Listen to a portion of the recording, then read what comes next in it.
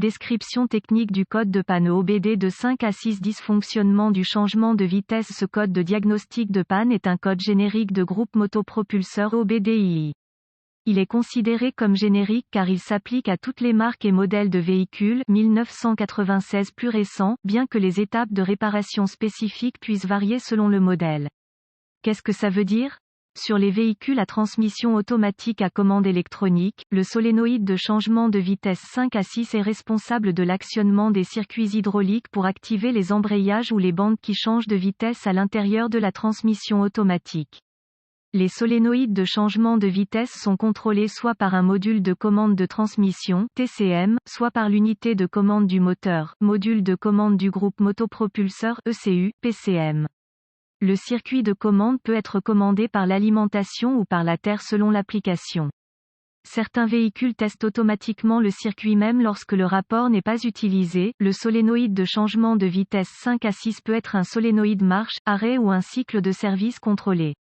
Le PCM ou le TCM recherche un coup de pied inductif pour déterminer si le solénoïde fonctionne correctement même lorsqu'il n'est pas utilisé.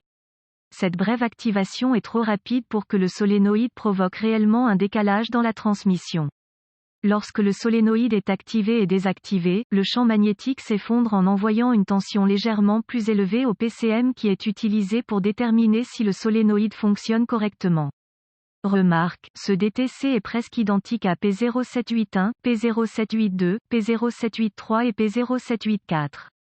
Symptômes. Les symptômes d'un DTC P0829 peuvent inclure, vérifier le voyant du moteur allumé, témoin de dysfonctionnement, 1000, le véhicule ne passera pas de la 5e à la 6e vitesse. Cette condition peut allumer le voyant du moteur et éventuellement arrêter complètement les commandes de transmission, ce qui se traduit par une esperluette cote. Sécurité intégrée esperluette cote, mode qui n'autorisera qu'une seule vitesse par défaut en fonction de l'état du véhicule avec tous les solénoïdes désactivés. Les causes potentielles d'un code P0829 incluent 5 à 6 défaillance du solénoïde de décalage court-circuit électrique à l'alimentation, fils pincé court-circuit électrique à la terre, fils pincé ouvert dans le câblage d'alimentation ou du circuit de masse, connexion déconnectée ou desserrée, défaillance interne du TCM ou du PCM. Solution possible: déconnecter le PCM ou faisceau de câble TCM, selon l'application et en utilisant un schéma électrique comme référence, vérifier une résistance excessive ou une ouverture dans le circuit de commande. À l'aide d'un voltmètre numérique DVOM réglé sur l'échelle ohm, vérifier la résistance sur le solénoïde 5 à 6 et les sources de terre pour déterminer s'il y a un circuit ouvert ou une résistance excessive dans le solénoïde 5 à 6. Inspecter visuellement la présence de fils pincés, déconnectés ou desserrés sur les connecteurs du faisceau. Court-circuit à l'alimentation, débrancher le câble positif de la batterie et le connecteur du faisceau de câblage à la transmission et vérifier la continuité à l'aide du DVOM entre la source d'alimentation et le câblage du circuit du solénoïde en position clé en marche, moteur arrêté KOEO, ainsi qu'en position clé fermée.